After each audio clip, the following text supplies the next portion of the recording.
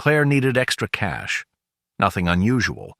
She worked part-time at a cafe, barely kept up with rent, and lived on black coffee and stress. She was a full-time university student, majoring in English, but tuition and bills didn't care what she studied. So when she saw the ad, paid psychology study, no medical procedures, up to $600 per week, she clicked. It seemed easy. Fill out a nightly journal, visit the lab twice a week, wear a wristband to track sleep and movement. The lab was on her own campus, but in a part she'd never visited. Claire's university was sprawling, nearly a small city. Between lecture halls, science blocks, art studios, and old administrative buildings, there were places she hadn't even heard of. The address led her to a quiet wing near the edge of campus. No classrooms, just old offices and empty stairwells. She realized she didn't even know this section existed. On her first visit, as she climbed the final flight of stairs, a girl around her age brushed past her on the way out.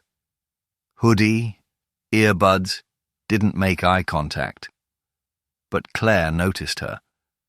She thought they might be in the study together. She met the team on the third floor. White walls, flickering fluorescent lights, clipboards, polite smiles. Everything looked official enough. Dr. Malik, the lead researcher, was calm and professional. Soft voice, wire-rim glasses.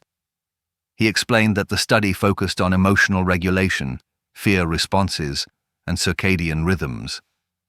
Claire barely listened. Her eyes were on the check. The first 2 weeks were smooth. She journaled about her dreams and moods. In the lab, she solved memory puzzles in a quiet room, answered survey questions about loneliness, anxiety, and paranoia. The staff always nodded approvingly, like she was doing everything just right. She saw the girl from the stairs again once, sitting quietly in the waiting area outside the lab, and another time leaving as Claire arrived. Then, nothing. After the first week, she never saw her again. At the end of each session, they'd smile and say, "You're an ideal subject, Claire. Keep it up." They even offered a $200 bonus if she kept her wristband on 24/7 to improve data fidelity. One evening, Malik asked her, "Do you ever feel like someone's watching you?" She laughed. "I mean, I live alone. Everyone gets that feeling sometimes." Week 3 is when the small things started happening. She came home one night and her front door was not open but not latched either, just sitting there, ajar. No signs of forced entry. Nothing missing. Still, she checked every window and lock before bed. That night, her journal disappeared from her nightstand. She tore apart the apartment in a panic. It was gone. Then the next morning, it was back. Same spot, closed, untouched. Except the pen wasn't where she left it. At her next lab visit, she told them what happened. They nodded, scribbling in their notebooks. Malik leaned forward slightly. "That's actually quite valuable data. Elevated fear responses can be deeply informative. You're progressing faster than we anticipated." He smiled. "You're doing great." They gave her another bonus. By the end of that week, the sense of being watched became constant. The feeling clung to her like humidity. She started covering the peephole on her door, switched her phone's camera off. She even unplugged her smart TV.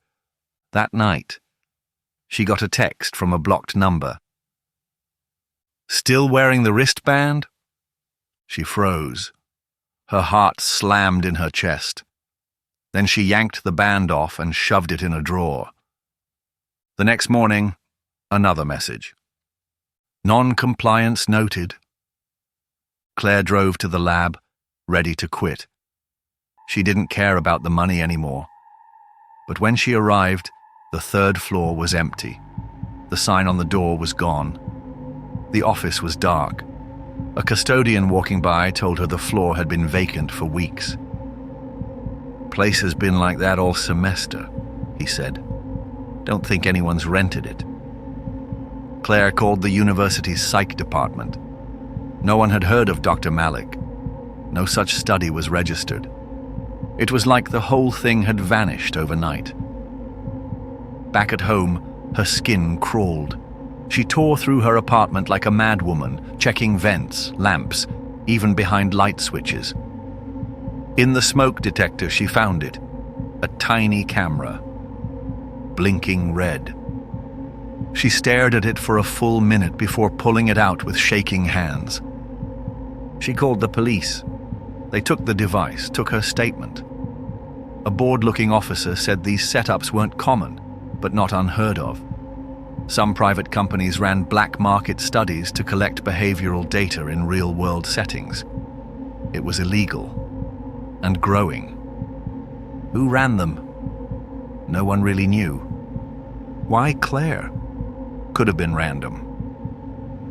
But if they got a camera in, the cop said, they could have gotten a lot more. For weeks, Claire barely slept. She moved her bed to the center of the room. She taped her laptop camera and stopped using her phone. When she absolutely had to go out, she wore a hoodie and kept her face down. But even outside, the fear clung to her. She started recognizing faces where she shouldn't. A man with a beige jacket stood at the corner near her apartment 2 mornings in a row. A few days later, she saw the same man across the park as she rushed to class. Once, he was sitting on a bench outside the cafe when she arrived for work, but gone by the time she clocked in. She told herself it was coincidence.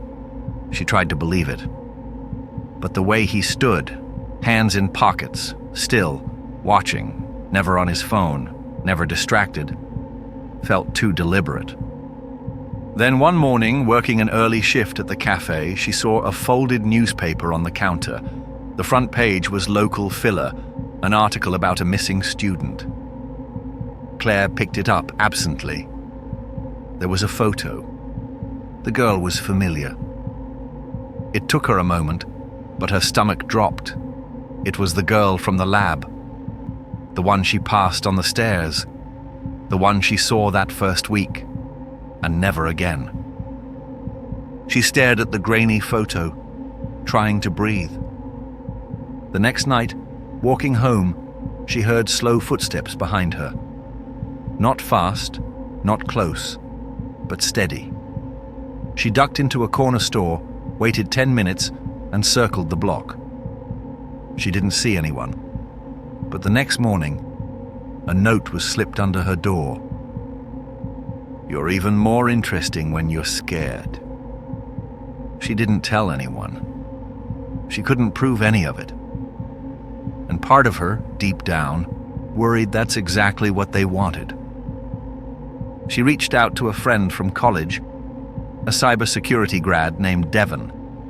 He scanned her apartment and her phone, wiped her drives, gave her a new SIM card. "You were compromised, Claire," he said. "And whoever did this is careful, funded, professional, not some creeps in a basement." She tried to resume normal life, worked a few shifts at the cafe, watched other people more than she talked. But her heart always raced, her eyes always shifted, her hands always fidgety. Then one night she sat alone in a quiet restaurant, tucked into a corner with her back to the wall. She felt safe in this spot. One entrance, one exit, no surprises.